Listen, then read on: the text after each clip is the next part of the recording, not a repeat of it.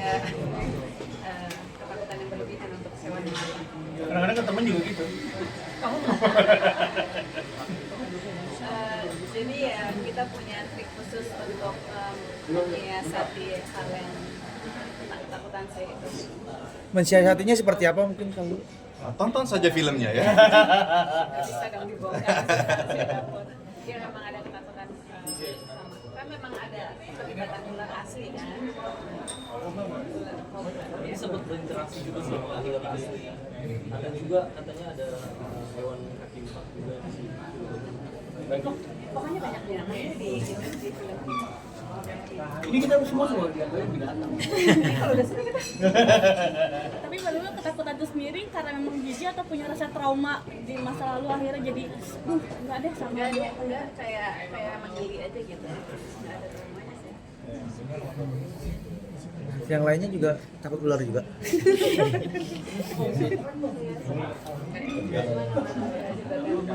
Aku juga sih marah sih kalau udah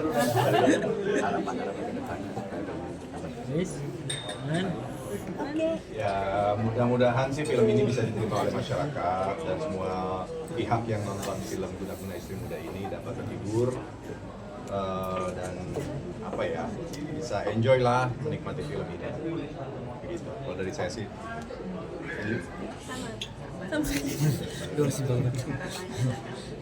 Ya maunya film ini jadi sukses, yang bermanfaat, yang menghibur. Mudah-mudahan produser kita bisa dapat untung banyak.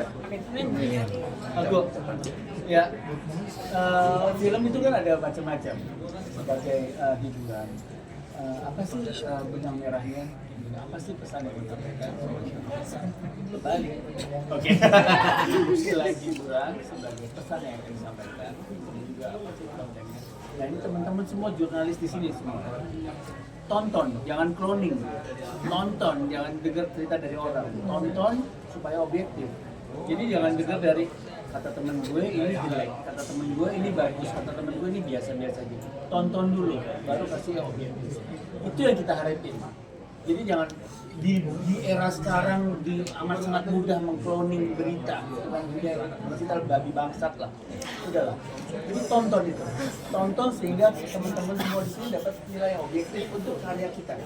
Kita bekerja di sini dengan darah, keringat bahkan air mata.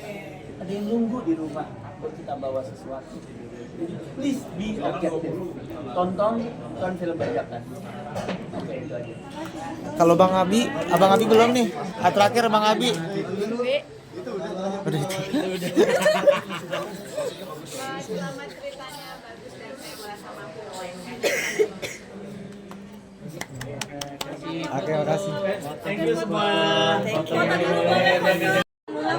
boleh Mas dan kakak kalau tentang perannya di film Guna-Guna Istri Muda sebagai apa dan seperti apa karakternya?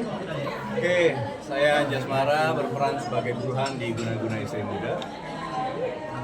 Saya Nuna Toping, saya berperan sebagai Sofian, istri pertama.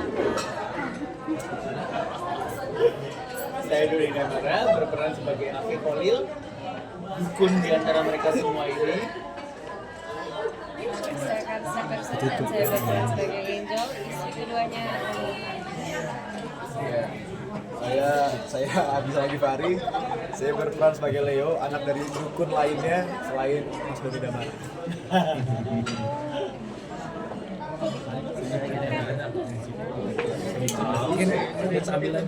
Mungkin ada experience apa Bi? Mungkin Sedikit paling perannya seperti apa sih? jalannya mungkin. Burhannya sosoknya seperti apa? Gitu. Burhan seorang pengusaha sukses yang memiliki seorang istri yang cantik, yang kuat, yang sangat independen. Akan tetapi dikarenakan pernikahannya sudah cukup lama, ternyata dalam pernikahan tersebut Burhan merasa bahwa sudah tidak ada sparks lagi dalam pernikahannya, sehingga Burhan memutuskan untuk memiliki seorang kekasih, dan akhirnya Burhan bilang sama istrinya minta izin untuk menikahi kekasihnya. Begitu. Disitulah konfliknya. Mbak Lulu pertama kalinya berperan dalam film horor, bagaimana pertimbangan saat menerima film ini, terus apa tantangan yang dihadapi selama proses? Ya, ini film horor saya pertama. Yang awalnya saya ngerasa tidak mampu karena belum pernah, jadi mulainya berat gitu ya. Kemudian saya dulu diskusi dengan salah satu bapak dan sutradara, terus saya diyakinkan bahwa bisa kok coba, mungkin dapat wawasan baru, ilmu yang baru, dan ternyata betul. Tantangannya ya karena ini horor yang pertama buat saya, jadi saya masih mencari-cari meraba-raba gitu ya. Tapi kan saya dikelilingi yang membantu saya dengan sangat gitu ya, saudara, pemain, tim yang terlibat dalam. Jadi ya ketakutan saya sendirinya jadi ya rasa ya, semoga dengan Untuk experience Abizar sendiri seperti apa menghadapi film ini? Dan ada ketakutan sendiri nggak sih dari Abizar mungkin? Kalau ketakutan sih enggak ya sebenarnya, lebih takut gagal untuk mendeliver sebagai menjadi sebagai perantara anak dukun tuh kayak gimana, itu aja sih sebenarnya. Nggak banyak banget, cuman yang pasti gue pribadi sangat enjoy banget syuting di sini dan memerankan karakter gue, meskipun emang agak berbeda dengan gue, bukan agak, emang sangat berbeda ya, tapi gue sangat enjoy karena ditemenin sama teman main yang sangat berbeda. Challenging-nya gimana, Bi? Keseruan tantangan di proses syutingnya seperti apa sih dengan yang lain? Sebenarnya gini, challenging-nya lebih ke kalau ternyata si karakter gue ini agak psycho gitu. Di dalamnya tuh agak, kok dendamnya ini sangat besar gitu, dan itu yang harus gue timbulin karena itu cukup challenging untuk ngasih lihat dendam ke orang tuh gimana. Itu nyari karakternya review lewat apa sih referensi? Sebenarnya kalau referensi nggak banyak karena emang nggak pengen terlalu keluar jalur dari film Guna-Guna Istri Muda originalnya juga. Jadi apa yang gue tonton dari remaster tahun 88 ya itu aja gue tangkap. Bi, tapi yang menarik dari poster adalah wajah setengah kamu terus ular. Ini kamu jadi ular apa gimana, Bi? Oh enggak jadi ular. Apa ya? Karena emang gue punya nyokap itu kan dukun lah ibarat kata ya. Jadi emang agak-agak misterius aja anaknya. Gitu. Tapi nggak jadi ular ya, Bi ya? Enggak jadi ular, bukan. dia penari ular. Karisa gimana Karisa untuk Jam 12. Karisa untuk peran jadi istri kedua seperti apa gitu, dan Istri muda. istri muda terus beradu acting sama Om Anjas, Om Doni sama Mbak Lulu Jangan seperti tua apa? banget gue. Udah, mas. Dikit, Mas. Yang pasti deg-degan banget. Deg-degan banget, tapi karena mereka juga kayak tadi Om bilang nggak ada senioritas gitu-gitu tuh nggak berasa kayak gitu ya. They felt like working sama friends, teman-teman gitu kan. Mereka tuh belajar banyak banget dari mereka, jadi aku agak Pertama kalinya berarti beradu peran sama Mbak Lulu di Gak ada beradu, kerjasama. Beradu acting. Tumpah kali berani. gimana Mas melihat Mbak Lulu yang baru pertama terjun di film horor dan bagaimana membangun chemistry di set meskipun kasihan nggak sama aku. Enggak, biasa aja, enggak ada gimana-gimana. Ini kan hanya sebuah pekerjaan yang sudah sekian lama kita jalani bersama. Bedanya kan kalau dulu kita ngerjain sinetron drama, ini horor, itu aja. Buat saya soalnya drama sama horor sama-sama sih, sama-sama seremnya gitu loh. Sama-sama susahnya, sama-sama seremnya. Kita kan teman lama kan, jadi begitu ketemu di kerjaan ya tinggal terusin apa yang kita punya aja. Untuk kalian semua, apakah percaya dengan tentang guna-guna sendiri mungkin? Ya saya sih jujur aja saya lebih takut sama teman-teman wartawan ya.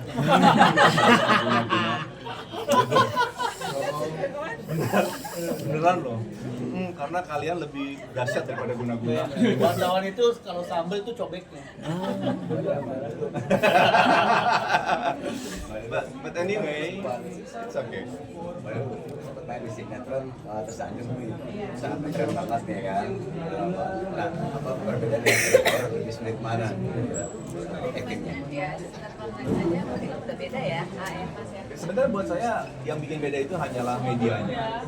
Kalau sistem kerjanya sama. Justru sebenarnya kalau sinetron itu lebih susah, apalagi saat ini. Karena dalam sekian detik kita harus bisa mengubah karakter, harus bisa mengubah emosi.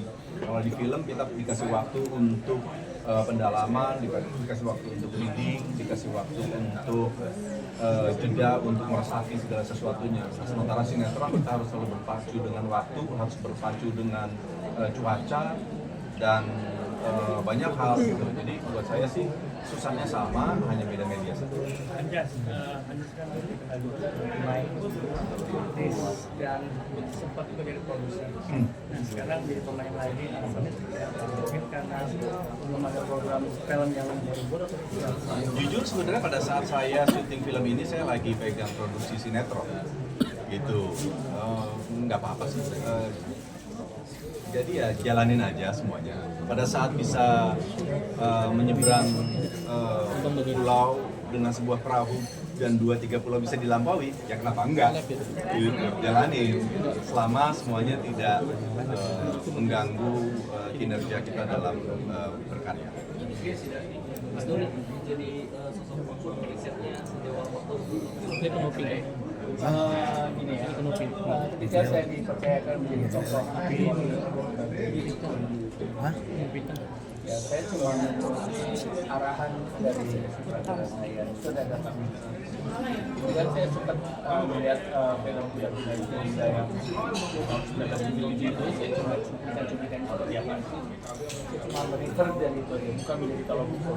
Tapi yang menjadi acuan saya adalah apa sih yang diingini oleh sutradara, apa sih yang diingini oleh penulis, apa sih yang diingini oleh PH di tokoh Aki Kolil itu bisa berdeliver Aki Kolil itu sebagai dukun untuk di era sekarang ini di tokoh pemerintahan TV atau itu yang saya berusaha menggali.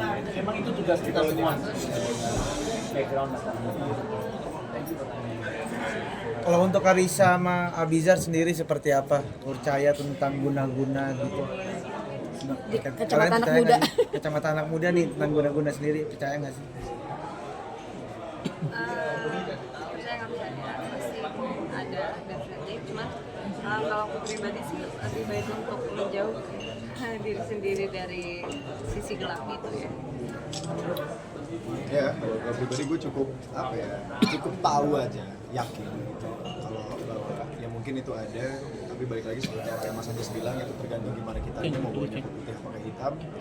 Dan karena emang keluarga gue juga cukup dekat dengan hal itu, dari Banten juga, jadi sangat familiar. Tapi bukan berarti kita meyakini, bukan berarti kita melakui, tapi kita cukup mengiyakan. Oke. Mbak Lulu pertama kali jadi syuting tadi kita sempat wawancara sama Mas Sutradara, sempat takut sama elemen binatang atau cacing seperti itu, katanya apa benar Mbak Lulu, dan gimana cara mengatasi rasa takut itu saat di